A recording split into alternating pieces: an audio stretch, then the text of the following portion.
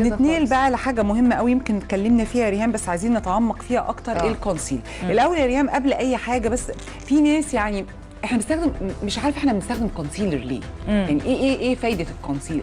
فتوضحي للناس كده ايه هو الكونسيلر واحنا بنستخدمه اصلا ليه؟ طيب احنا نازلين دلوقتي رحنا حاطين الاي لاد ليفت، وبعدين اول اراوند على العينين كلها حطينا الانستنت بافنس اند دارك سيركل ريديوسر. بعدين احنا جهزنا العينين كده، وبعد 15 دقيقه هنلاقي لو في انتفاخات ضاعت بنسبه كبيره قوي، الهالات السوداء قلت بنسبه كبيره قوي. عايزين كفرج بقى، عايزين نحط ميك اب. اول حاجه في كونسيلر. الكونسيلر ده هو الفاونديشن او كريم الاساس المختص بمنطقه تحت العينين.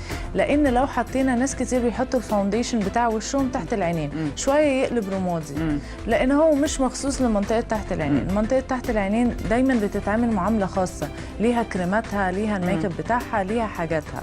اوكي، فتكوين اللون بتاع الكونسيلر بيبقى داخل فيه يا سيمون يا اصفر. عشان يلغينا يا اما ازرق يا اما موف. ده حاجه بقى يعني متخصصه شويه، بس في ناس بتحب تعرف اشمعنى الكونسيلر مختلف عن الفاونديشن. ده اول حاجه، لونه بيختلف جدا، تركيبته بتختلف، وعشان نخفي اي هالات او زرقان او اي مشاكل تحت العين، عشان كده احنا بنستخدم الكونسيلر. طب هاي تك فيه كام لون يا؟ في لونين هما ترانسبيرنت، يعني ايه، بيدوا لون بس بياخدوا سكيل كبير قوي. يعني اللون الروزيه والبيج. طب مين ياخد الروز ومين ياخد البيج؟ الروزيه للبشره الخمريه فالاغمق، البيج البشره الفاتحه للقمحيه الفاتحه. ده بيخفي الهالات. بيخفي الهالات. طب ايه مميزاته يا ريهام؟ يعني ايه مميزات؟ وبيعالج. يعني بيخفي وبيعالج زي ما قلنا. ما احنا عايزين، ما انا هتقولي، اما انا بسالك دلوقتي ايه مميزاته؟ ايه الاختلاف الكونسيل؟ ليه انا اشتري كونسيلر هاي تك؟ ليه ما اشتريش براند تاني؟ اول حاجه اتس ميديكال، يعني حاجاته طول ما احنا حاطين ولو تحط لنا كده عشان هو فاضل دقيقتين كمان. هو بيتلف كده، بيطلع الكونسيلر بيتحط كده نقط نقط نقط. قولي لي مميزاته كده وانت بتشتغلي يا ريهام. ومميزاته هايلورونيك اسيد، انتي ايجينج. لو في خطوط تحت، يعني دايما الناس لما بتضحك كده وهي حاطه ميك اب بتبان خطوط، ده ما بيبقاش موجود مع الكونسيلر. يعني في ترطيب عالي، ترطيب عالي جدا. الهايلورونيك اسيد اللي هو بديل البوتوكس والفيلر، وبيرطب وانتي ايجينج، بيخلي الخطوط الرفيعه دي تتملي شويه، ما تبقاش باينه خطوط. بلس ان هو بيعمل ليفتنج، بيشد. بلس ان هو زي ما قلنا تكوين اللون بتاعه بيخلي ان هو يلغي لنا اي لون ازرق اللي ده حقيقي. في الوان كونسيلز عجيبه يا ريهام تحطيها ده لا يمكن حد يعني مهما كان الهالات ومهما كان درجاتها ده هيوحشها. زي تلاقيه بيض، الوان غريبه. طب ريهام طريقه وضعه سهله؟ طبعا انا سموث بالفرشه وخلاص. ده بالفرشه عشان انا بحطه، لكن لنفسنا بالصباع انا هنحطه عادي جدا. طب ريهام انا عايزه اسالك سؤال من الحلقه اللي فاتت. يعني انا لما روحت الحلقه اللي فاتت كان كلها عن الميك اب، ويمكن احنا ذكرنا فيها الكونسيلر. ازاي يا ريهام ميك اب ومغذي؟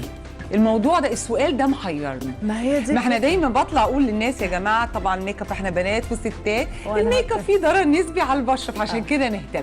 ازاي ميك اب وفي نفس الوقت بيغذي؟ ما ده يعني ده من اهم نقط قوه هاي تك، ان هو ميك اب وبيغذي في نفس الوقت. يعني جزء الميك اب بتاعه طول ما هو محطوط هو فيه فيتامينات وفيه ترطيب وفيه حاجات بيعوض الميك اب اللي اتحط. بالظبط. والبيجمنت بتاعته مختاره بطريقه كويسه جدا من حاجات طبيعيه، بحيث ان هي طول ما هي محطوطه ما بتاذيش البشره. وفي حاجه كمان في الكونسيلر ان هو يو في بروتكشن.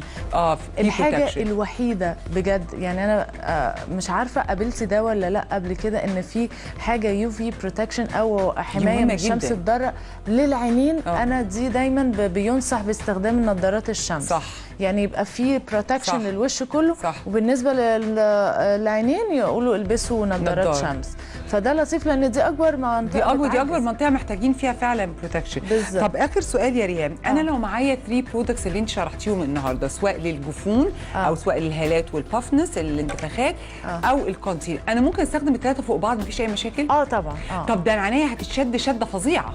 ده انا ايفكت على ايفكت على هلاقي عينيا طلعت لفوق يعني. ده بس ده منطقه الجفن اللي فوق، والبافنس الانستنت بافنس اند دارك سيركل ريديوسر اول اراوند، وبيتحط على العظمه مش على الجفن نفسه، فبيشتغل على منطقه تانية. بلس الكونسيلر يعني مفيش مشاكل. لا يعني مش لا ناس تقول ده هيعارض ده هيعارض ده. لا خالص، ما دام هم الانجريدينت بتاعته لطيفه كده ومع بعض. حتى ناس الايفنت اللي فات، في ايفنت كمان الاسبوع الجاي يوم السبت هيبقى في كايرو فيستيفال في سيف بيوتي. يا جماعه روحوا جربوا الحاجات دي بجد. الناس حبوها قوي المره اللي فاتت، وهم اللي يعني خلونا الحلقات دي نتكلم عن العينين، لان اغلب طب ريهام اساليهم بقى عايزين نتكلم ايه في الحلقه الجايه. اسالي الناس لما تشوفي الناس اساليهم عايزين نتكلم عن ايه. وفعلا عندهم اسئله متكرره كتير، فبحاول بقى نغطيها بقى الحلقه اللي بعدين. عموما ريهام بجد بشكرك جدا جدا جدا. ان شاء الله الحلقه اللي جايه برضه تبقى اقوى. وبجد بشكرك ان انت فعلا بتلاقي حلول بمنتجات بجد كويسه تساعدي بيها الناس. بشكرك جدا ماريا. ثانك يو سو ماتش.